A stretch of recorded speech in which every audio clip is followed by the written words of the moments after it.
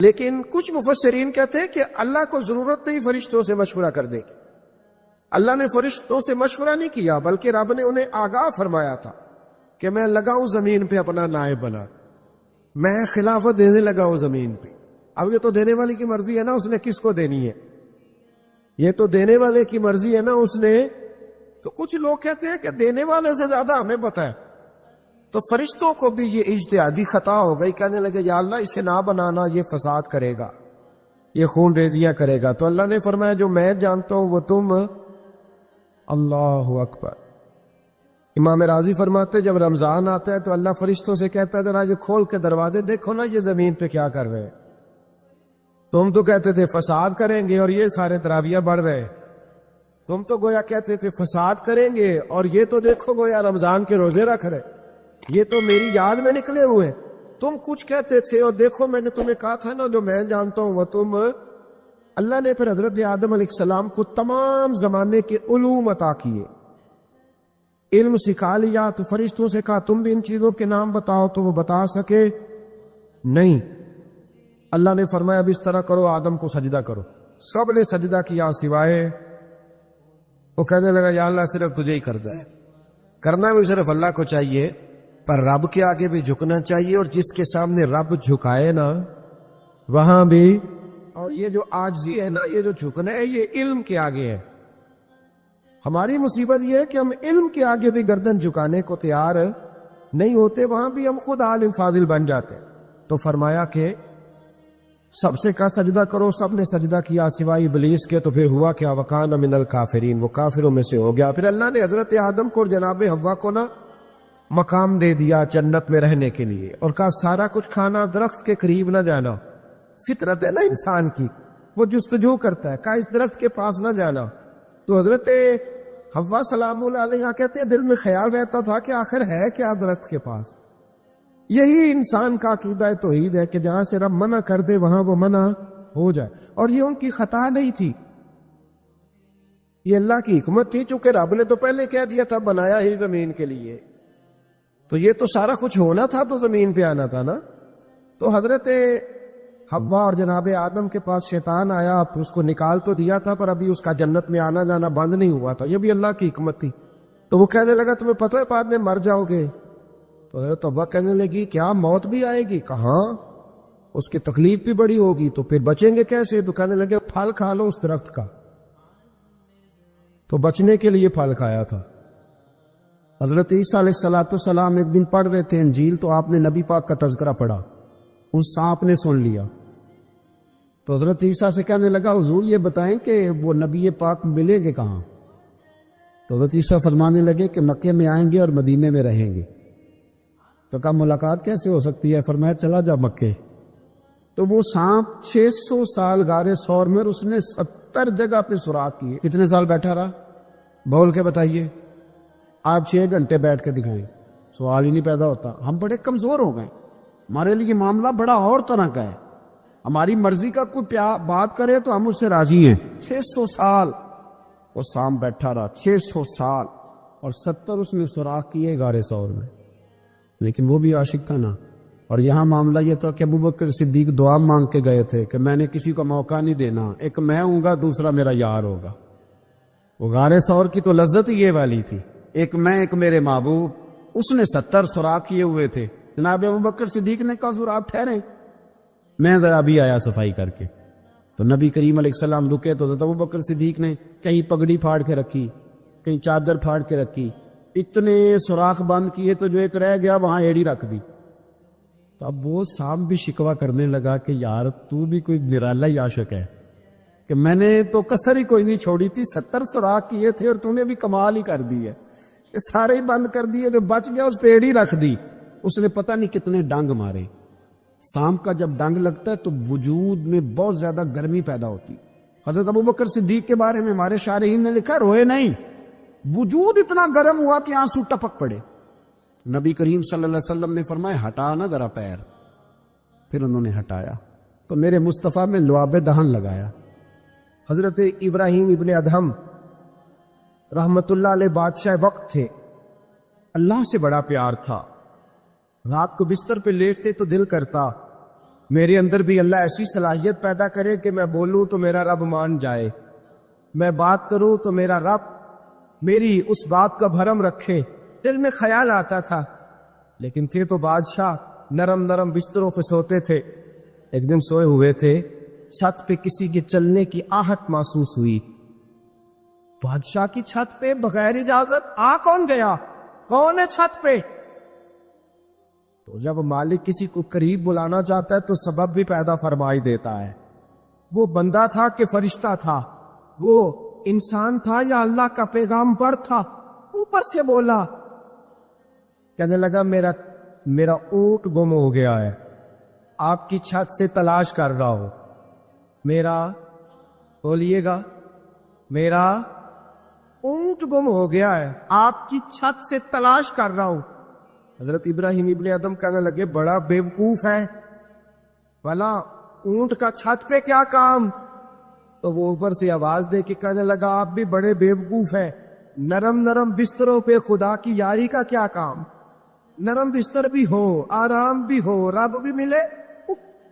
الذین یذکرون اللہ قیاما وقعودا وعلی جنوبہم، اٹھو، بستر چھوڑو، اس کی بارگاہ میں کبھی قیام کرو، کبھی سجدہ کرو، کبھی رو کے اسے مناؤ، کبھی ناز کر کے اسے مناؤ، کبھی اس کے یار پر درود پڑھ کے مناؤ، کبھی قرآن کی تلاوت کر کے مناؤ، کبھی ذکر حسین کر کے مناؤ، کبھی یاد صدیق کر کے مناؤ، کبھی سیدہ فاطمہ کا نام لے کے اسے راضی کرو، کبھی حضرت عائشہ کے تذکرے کر کے اسے راضی کرو۔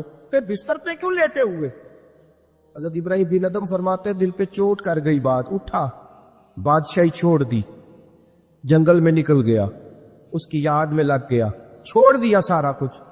ایک دن دریا کنارے بیٹھے، سوئی دھاگے کے ساتھ اپنی قمیض سی رہے، پرانے دور کا وزیر گزرا، اسے بڑا ترس آیا، آگے کہنے لگا بادشاہ کیا آپ نے کھپایا؟ دیکھو نا کتنی آپ کی سلطنت تھی، کیسے عیش و عشرت تھے، ایک اشارہ کرتے تھے تو سارا ملک اکٹھا ہو جاتا تھا، اب آپ کو کپڑے سی کے دینے والا بھی کوئی نہیں رہا، اپنے ہاتھ سے آپ کپڑے سی رہے ہیں، یہ کیا آپ نے اپنا حال کر لیا ہے؟ جے تو وکیا عشق بازار بھی نہیں، جے تو چڑھیا اتے بار بھی نہیں، ایڈا سستا سودا پیار بھی نہیں، ایٹا سوکھا لبدا یار بھی نہیں، کئی جنگل گانے پیندے نے، کئی دوزخ لگنے پیندے نے، جو اس ملوں بھی مل جاوے، ایدو سستا ہور گپار بھی نہیں، اور سمجھ نہیں آندی لوکاں نو اوکا دے نال شہید کرے، ٹھیٹھی یار دے ہاتھ تلوار بھی نہیں، پر او دا خالی جاندہ وار بھی نہیں۔ مانے لگے وہ کیسی بادشاہت تھی، اور یہ آپ کو کپڑے سی کے دینے والا بھی کوئی نہیں۔ اللہ کے بندے زیادہ باتیں نہیں کرتے، کام زیادہ کرتے ہیں، وہ پاسوں میں نہیں الجھتے، وہ عمل کی دنیا میں آگے نکلتے ہیں، بول بول کے اپنا آپ ظاہر نہیں کراتے، وہ اپنے کردار سے اپنا آپ ظاہر کراتے۔ سوئی کے ساتھ کپڑے سی رہے تھے، سوئی دریا میں پھینک دی، بولے کچھ نہیں، اس نے کہا کہ وہ بادشاہت کتنی اچھی، جواب کچھ نہیں دیا، سوئی پھینک دی۔ اب دیکھا وزیر کی طرف نگاہ اٹھا کے، اب دوبارہ کہنے لگے مچھلیوں میری سوئی تو واپس کرو، مچھلیوں میری سوئی تو واپس کرو۔ ہر مچھلی اپنے منہ میں سونے کی سوئی لے کے برآمد ہو گئی، فرمانے لگے سونا تو چھوڑ آیا ہوں، مجھے میرے والی چاہیے، اس کو تو چھوڑ آیا ہوں، پھر مجھے وہی لا کے دکھاتی ہو، چھوڑ آیا ہوں میں، مجھے سونے کی ہاتھ میرے والی سوئی لاؤ۔ ایک مچھلی سوئی لے کے آئی، حضرت ابراہیم بن ادہم سوئی پکڑی، پھر سے کپڑے سینے لگے، ایک جملہ جواب میں، اس وزیر کی اتنی لمبی چوڑی تکڑی اور ایک جملہ جواب میں، یوں نگاہ اٹھائی، فرمانے لگے وہ حکومت اچھی تھی یا یہ حکومت اچھی ہے؟ وہ حکومت اچھی تھی یا یہ حکومت اچھی ہے؟ پتہ ہے اس کا اثر کیا ہوتا ہے؟ کردار دکھانے کا، کردار دکھانے کا، خدا کی محبت دکھانے کا۔ حضرت ابراہیم بن ادم فرمانے لگے اس وقت تو دنیا میری ڈر کے بعد مانتی تھی، اب اللہ سے پیار کیا ہے تو اللہ نے ساری مخلوق کے دلوں میں میری محبت پیدا فرما دی۔ اب لوگ مجھ سے محبت کرتے ہیں اس لیے کہ میں نے اللہ سے پیار کیا ہے، اس نے سارے میرے فرما بردار بنا دیے ہیں۔ پتہ اس کا اثر کیا ہوتا ہے؟ وزیر نے کیا کیا، گھوڑے سے اترا اور ساتھ جو نوکر تھا اس کو کہنے لگا یہ گھوڑا واپس محل میں لے جاؤ، مجھے بھی وہ والی بادشاہی نہیں چاہیے، یہ والی بادشاہی چاہیے، میں بھی یہ والی بات۔ میرے عزیز، تو کہاں کھویا پھرتا ہے؟ تو کہاں الجھا پھرتا ہے؟ تو نے جہاں محبتیں لڑا رکھی ہیں یہ عارضی ہیں، تو نے جہاں محبتیں بسا رکھی ہیں یہ فانی ہے، تو نے جہاں دل لگا رکھا ہے یہ ساری چیزیں تیرے لیے نقصان کا باعث ہے۔ محبت کر اپنے خدا سے، پیار کر اپنے مولا سے، جس کی محبت تجھے باقی سب کی محبتوں سے بے نیاز کر دے گی۔ ایک نبی اکرم صلی اللہ تعالی علیہ وسلم نے فرمایا، مسند امام احمد بن حنبل کی حدیث ہے، میرے حبیب نے فرمایا دنیا کو راضی کرنے کے پیچھے نہ دوڑ، کس کس کو راضی کرے گا، کس کس کی چوکھٹ پہ جبین نیاز جھکائے گا، کس کس کی کاسا لیسی کرے گا، کس کس کو راضی کرے گا، کس کس کے ہاں جا کے تو اپنے محبت کا اظہار کرے گا۔ حضور فرماتے ہیں تو ایک رب کو راضی کر، سب جگہ نہ جھک، ایک کے آگے جھک، تو ایک خدا کو راضی کر، اللہ ساری مخلوق کو تیرے دروازے پہ جھکا دے گا۔ تو ایک سے پیار کر، ایک مالک کے ساتھ دل لگا۔ ایک تو یہ ہے کہ آپ لوگوں سے معافی لے، معافی مانگے۔ ہمارے ہاں نا معافی کا مزاج قبول کریں، جب کوئی بندہ معافی طلب کرے تو معافی، ہمارے ہاں معافی مانگنے کا رواج میں آپ یقین کریں سرے سے ہے ہی نہیں، بلکہ الٹا لوگ چڑھائی کر جاتے ہیں، کہتے ہیں اوہو تم نے معافی مانگ لی ہے تو معاملے ختم ہو گئے۔ اور جو آدمی، میں بڑے زمانے سے کہہ رہا ہوں کہ میرے ملک میں ایک رواج بنتا جا رہا ہے، جس کی زبان جتنی زیادہ سخت ہوتی ہے اس کا عروج اتنا زیادہ ہوتا ہے۔ جو تھوڑا سا شرافت کا مظاہرہ کرے لوگ اسے بزدل سمجھ لیتے ہیں۔ عزیز بھائیوں، اپنی زندگی میں معافی مانگنے کا مزاج بنائیں۔ آپ طلب کریں کہ یار مجھ سے غلطی ہو گئی، میں انسان ہوں۔ آپ یقین کریں ڈھیر سارے لوگ ہیں جن کے ذمے ڈھیروں معافیاں ہیں، لیکن ان کا مزاج نہیں، ان کی طبیعت نہیں، ان کا تکبر آڑے آ گیا ہے۔ اور میرے نبی پاک صلی اللہ تعالی علیہ وآلہ وسلم نے فرمایا تھا یہیں بدلہ دے دو کسی کا دینا ہے تو، یہیں معافی لے لو یہیں، ورنہ فرمایا یاد رکھنا قیامت کے دن تو اس طرح ہوگا کہ اگر سینگ والی بکری نے بغیر سینگ والی بکری کو مارا ہوگا اسے بھی قیامت میں بدلہ دینا پڑے گا۔ یہی معافی تلافی لے لو یہی۔ تو ہمارے ہاں مزاج نہیں، مزاج بنائے نا آپ، معافی کا مزاج بنائے۔ رسمی ویسے معافیاں مانگتے ہیں، حج پہ جا رہا ہوں بھائی اگر کوئی ہو گئی تو معاف کر دینا، یہ تو رسم ہے، تو بڑی دنیا ادا کرتی۔ آپ کو پتہ ہے کہاں آپ کو معافی لینی ہے، تو جہاں جہاں اس طرح کے معاملات ہیں وہاں آپ کلیئر کریں۔ صحیح بخاری میں حدیث ہے حضرت ابو ذر غفاری سے، جب کسی نے کہا کہ آپ نے اسی طرح کے کپڑے خود پہنے ہیں جس طرح کہ آپ کے غلام نے پہنے، یہ کیا معاملہ ہے؟ تو فرمانے لگے، اعلانیہ خود بتانے لگے، فرمانے لگے مجھ سے ایک دفعہ غلطی ہو گئی تھی، میں نے ایک غلام کو جھڑک دیا تھا تو نبی پاک نے مجھے تنبیہ فرمائی، تو میں نے اس غلام سے معافی بھی مانگی، اور اس دن سے لے کر آج تک میں جس طرح کا خود لباس پہنتا ہوں اسی طرح کا اپنے غلام کو پہناتا۔ تو وہ خود بیان کر رہے ہیں، وہ لوگ اظہار کر رہے ہیں کہ ہم نے یہاں نبی پاک علیہ الصلوۃ والسلام کے تنبیہ کرنے پر ہم نے اپنے غلام سے، خادم سے یا کسی غلام سے معافی مانگی۔ تو معافی مانگنے سے بندے کا قد کبھی چھوٹا ہوتا ہے؟ میرے نبی پاک علیہ السلام نے فرمایا جو معافی مانگ لے اللہ تو اس کی عزت میں اضافہ کر دیا کرتا ہے۔ تو اس لیے ایک تو جہاں یہ معاملہ ہے وہاں، اور دوسری جو آیت میں نے تلاوت کی اس میں اللہ کہتا ہے کہ غصہ پی بھی جاؤ، معافی مانگو بھی اور معاف کر بھی دو۔ والکاظمین الغیظ والعافین عن الناس، فرمایا وہ لوگ جو غصہ پی جاتے ہیں اور لوگوں سے درگزر کرتے ہیں، لوگوں سے درگزر کرتے ہیں۔ واللہ یحب المحسنین، اللہ ان احسان کرنے والوں سے محبت فرماتا ہے، ان سے اللہ پیار کرتا ہے۔ تو رب فرماتا ہے جو غصہ پی جاتے ہیں والعافین عن الناس، اور لوگوں سے درگزر کرتے ہیں، ایک تو معافی مانگے اور دوسرا معاف کر بھی دے۔ اگر دل میں کوئی بات ہو تو معاف، ہر روز لوگوں کو معاف کر کے سویا کریں۔ پہلے تو اس طرح کا کوئی کام ہی نہ کریں۔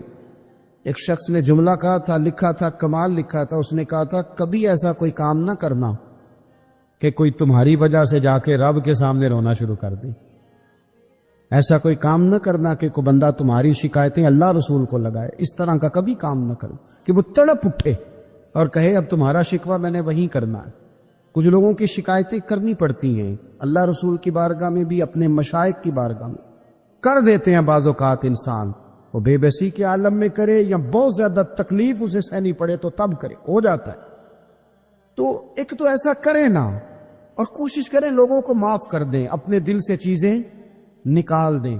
دو لوگ بیٹھے تھے نا حرم مکہ میں، ایک صاحب کہہ رہے تھے کہ میرے اوپر بدر میں جو قتل ہو گئے کفار، ان کا ذکر چل رہا تھا، تو دونوں گفتگو کر رہے تھے بدر میں ہمارے اتنے لوگ مسلمانوں نے مار دیے۔ تو ایک ان میں کہنے لگے کہ اگر میرے اوپر قرض نہ ہوتا اور میرے چھوٹے چھوٹے بچے نہ ہوتے تو میں تو تلوار لے کے جاتا اور مدینہ شریف جا کے معاذ اللہ بدلہ لے آتا۔ دوسرا کہنے لگا میں دیتا ہوں نا تیرے بچوں کا خرچہ بھی اور میں تیرا قرضہ بھی اتارتا ہوں، تو جا۔ اس نے کہا پکی بات ہے؟ کہا ہاں، قرضہ بھی میں اتار دوں گا، تیرے بچوں کا خرچ بھی اٹھاؤں گا، تو جا۔ اس نے خنجر تیار کیا، تلوار تیار کی، گھوڑے پہ بیٹھا، گلے میں وہ تلوار اس نے اپنے ڈالی اور مدینہ شریف آ گیا۔ اتفاق کی بات یہ کہ ملاقات حضرت عمر سے ہوئی۔ جناب عمر کہنے لگے مجھے تیری نیت ٹھیک نہیں لگتی، پکڑا کدھر آئے ہو؟ کہنے لگا میں تو بدر کے قیدیوں کے بارے میں بات کرنے آیا۔ فرمایا تلوار لے کے چل تجھے حضور کے پاس لے کے جاتا ہوں۔ نبی کریم کی بارگاہ میں لے گئے تو حضور فرمانے لگے کیسے آئے ہو؟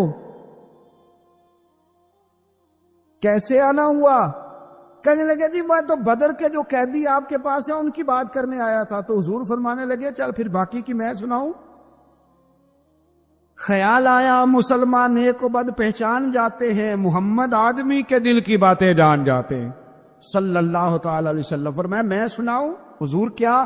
فرمایا تم اور فلاں بن فلاں وہاں بیٹھے ہوئے تھے نا حرم مکہ میں فلاں پہاڑ کے ساتھ ٹیک لگا کے، اور تم نے یہ کہا تھا نا کہ قرضہ نہ ہوتا، بچے چھوٹے نہ ہوتے تو بدر کے مقتولین کا میں بدلہ لیتا۔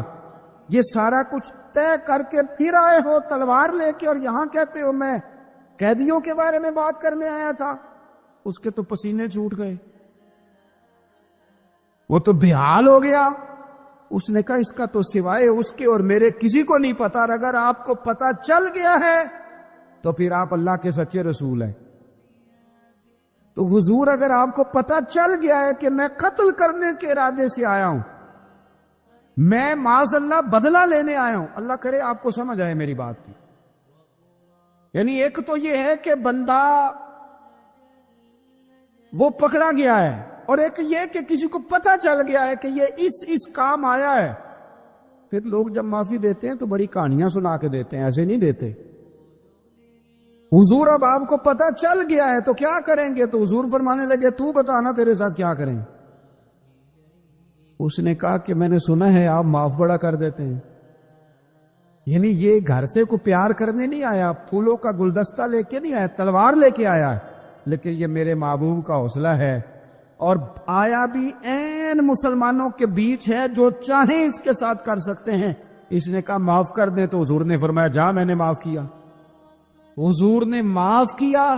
وہ کہتا ہے حضور معاف کر رہے تھے اور رب میرے دل میں ایمان کو تازگی عطا فرما رہا تھا۔ حضور نے معاف کیا اور میں نے کلمہ پڑھنا شروع کر دیا۔ ہم معافی نہیں دیتے، کبھی کبھی صلح تو کر لیتے ہیں، صلح ہو جاتی ہے، پنچایت میں صلح ہو گئی، پھر لڑائی ہوئی، پھر بات شروع سے شروع ہو گئی، کیونکہ ہم نے معافی، پھر وہ بات شروع ہو گئی 1955 سے، تو بھی آکھیا سی، تو اے بھی کیتا سی، وہ بننے والی گل یاد ہی، او بس کر یار، کچھ بھولیں بھی تو۔ بچے پتہ کیوں خوش رہتے ہیں؟ آپ کو پتہ ہے بچے کیوں خوش رہتے ہیں؟ بچوں کو بات بھول جاتی ہے، اس لیے بچے، اماں نے ادھر 2 تھپڑ مارے 3-4 منٹ پہلے، اور اگلے 5 منٹ میں اماں نے پھر ماتھے کا بوسہ لیا تو بھول گئی بات۔ اللہ کرے کوئی تھوڑے تھوڑے بچے بھی بن جائیں۔ یہ جو بہتے سیانے ہیں نا، ان کا بھی اللہ ہی حافظ ہے، عقل زیادہ آ گئی ہے نا، اس لیے اقبال جیسے لوگوں نے کہا تھا خیرت کی گتھیاں سلجھا چکا ہوں، یا رب مجھے صاحب جنوں کر دے، صاحب جنوں کر دے، صاحب اللہ کوئی تھوڑا سا مجھے مجنون بھی بنا۔ یہ زیادہ عقل تو کسی کام کی رہی نہیں، پاگل کر دی، پاگل کر دی، بہت سارے لوگ ایسے ہیں زیادہ سمجھدار ہوتے ہیں، لہذا معافی دینے کو تیار ہے، معافی دیں، جب کوئی معافی کا مطالبہ کرے تو اسے معافی۔ سب سے مشکل کام ہوتا ہے لمبی لسٹ والے دشمن کو معاف کرنا۔ لسٹ جس کی لمبی ہو نا غلطیوں کی، ایک آدھ غلطی تو معافی ہو جاتی ہے۔ کچھ لوگوں کی لسٹ بھی بڑے کچھ عادی مجرم بھی ہوتے ہیں، لسٹ لمبی ہوتی ہے، ان کو معافی دینا بھی تھوڑا سا مشکل ہوتا ہے۔ لیکن کمال بھی یہ ہے کہ جس کی لسٹ لمبی ہو اسے یک جنبش قلم بندہ معاف کر دے، کو چھٹی ہو گئی، جا تجھے معاف کیا۔ اور یہ ہمیں کیوں کرنا چاہیے کہ میرا رب بھی ایسے کرتا ہے، میرا رب بھی ایسے، وہ گنواتا تو نہیں نا، یہ بھی کیا، یہ بھی کیا، یہ بھی کیا۔ حضور فرماتے ہیں، ذرا سننا حدیث، حضور فرماتے ہیں کچھ لوگوں پہ اللہ کرم کی چادر ڈال کے نا قیامت والے دن، یہاں بھی اس نے پردہ رکھا تھا تو وہاں بھی کرم کی چادر ان پہ ڈلے گی، تو اللہ فرمائے گا یہ گناہ کیے تو چھوٹے چھوٹے گناہ اس کے گنوائے جائیں گے، یہ ورد اب وہ ڈرے گا، چونکہ پتہ تے سارا ہے نا سردار نو کی تھی آندا، اب وہ ڈرے گا، چھوٹے چھوٹے گناہ اس کے گنو، تو اس کا خیال ہے بڑے بڑے بھی نہ سامنے آ جائیں، چھوٹی چھوٹی غلطیاں اس کی گنوائی جا رہی ہیں، جو ڈر رہا ہے، کانپ رہا ہے۔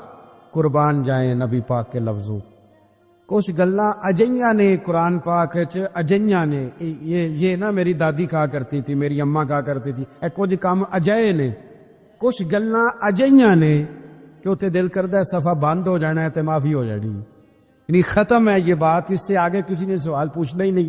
چھوٹے چھوٹے گناہوں کا اللہ تذکرہ فرمائے، یہ کیا یہ کیا یہ کیا، یا اللہ ہو گیا۔ اب بندہ ڈر رہا ہے کہ بڑے بڑے بھی سامنے آ جائیں گے، لیکن چھوٹے گناہوں پہ ہی فل سٹاپ لگا کے نا، تو رب فرمائے گا یہ جو تیرے گناہ ہیں نا اس کے بدلے تجھے نیکیاں دی جا رہی ہیں، تو نے سچی توبہ کی تھی تو ان گناہوں کو بدل کے نیکیاں بنایا جا رہی ہیں۔ پہلے ڈر رہا تھا، حضور فرماتے ہیں، اب فٹافٹ بول پڑا، کہنے لگا یا اللہ میں نے تو بڑے بڑے بھی کیے ہیں، یعنی اگر چھوٹوں کی نیکیاں بن گئی ہے تو وہ پاپ کی طرح بڑے بڑے وہ میرے کدھر ہیں؟ کریم یہ بات کر رہے ہیں اور صحابہ رو رہے ہیں، میں نے کہا بڑے بڑے بھی کیے ہیں، بڑے بڑے کدھر ہیں؟ اللہ تعالیٰ بندوں کو معاف فرماتا ہے، رب اپنے بندوں کو وہ معاف کرتا ہے۔ اگر اللہ معاف نہ کرے تو جتنے جرم ہمارے رب کو ہمارا پتہ ہے، بتاؤ سویرے روٹی ملے، سانس ملے، شعور قائم رہے، جب مالک اتنا معاف کرتا ہے تو ہم اس کے بندوں کو کیوں نہیں معاف کرتے؟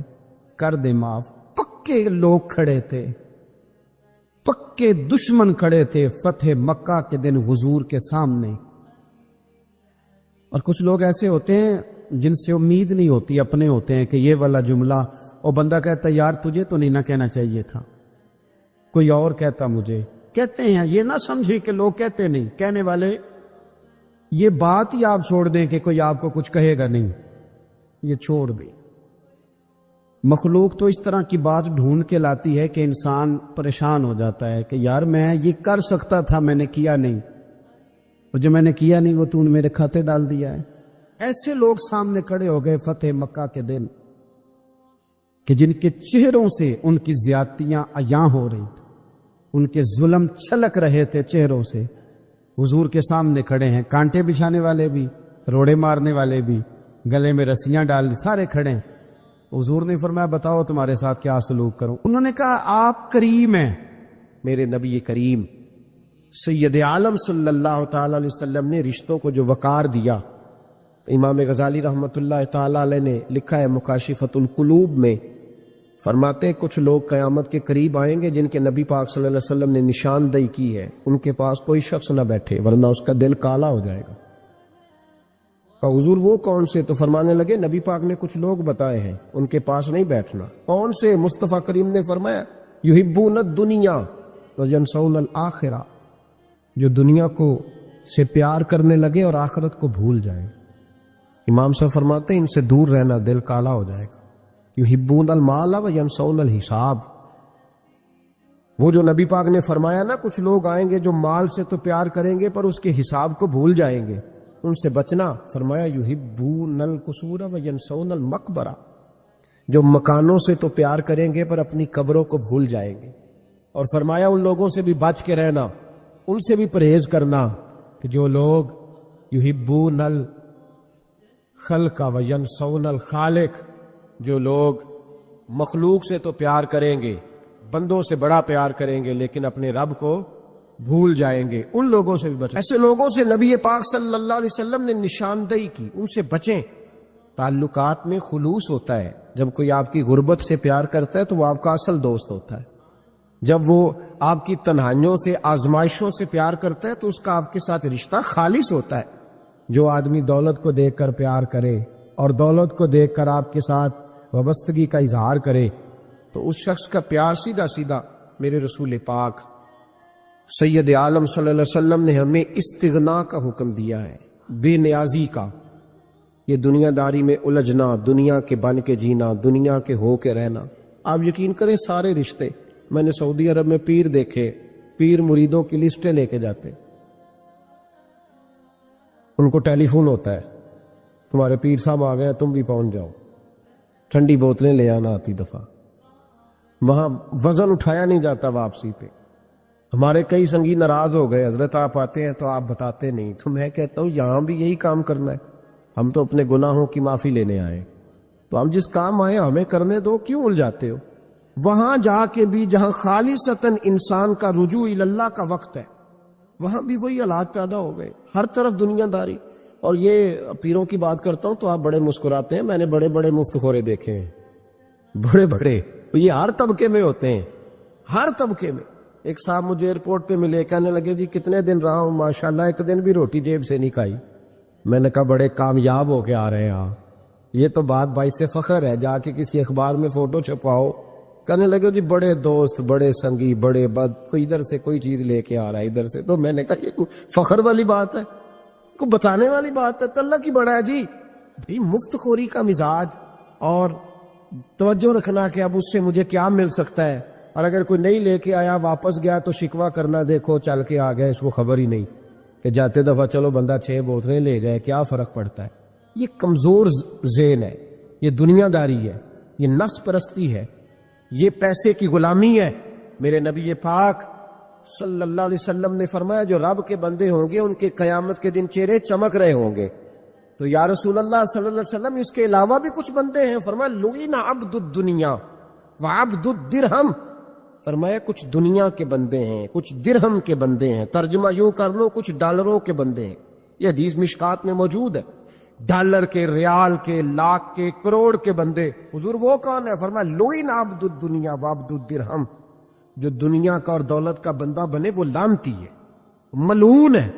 یہ خدا کا بندہ رہا ہی نہیں، یہ پیسوں کا بندہ بن گیا ہے، دولت کا بندہ بن گیا ہے، اس کا معیار بدل گیا ہے۔ حضرت سالم بن عبداللہ بن عمر، حضرت عمر فاروق کے پوتے تھے، کعبے کا طواف کر رہے تھے، طواف مکمل ہوا، 8واں استلام کر کے مقام ابراہیم کے پاس نماز پڑھنے لگے تو خلیفہ وقت کا آ گیا، گورنر۔ السلام علیکم کے بعد اس نے فوراً بات چھیڑی، کہنے لگا حضور کوئی حکم ہو تو بتائیے گا۔ تو آپ کہنے لگے تو بڑا ہی بیوقوف ہے یار، تجھے کس نے گورنر بنایا؟ بڑا تو بیوقوف ہے، تجھے تو سلیقہ ہی نہیں بات کرنے کا۔ حضور کیا ہوا؟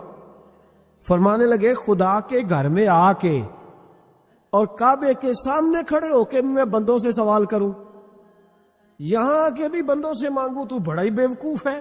سامنے اس کا گھر ہے، سامنے اس کا گھر ہے بیت اللہ اور حجر اسود اور مقام ابراہیم اور مقام ملتزم، اور یہاں بھی میں بندوں سے مانگوں؟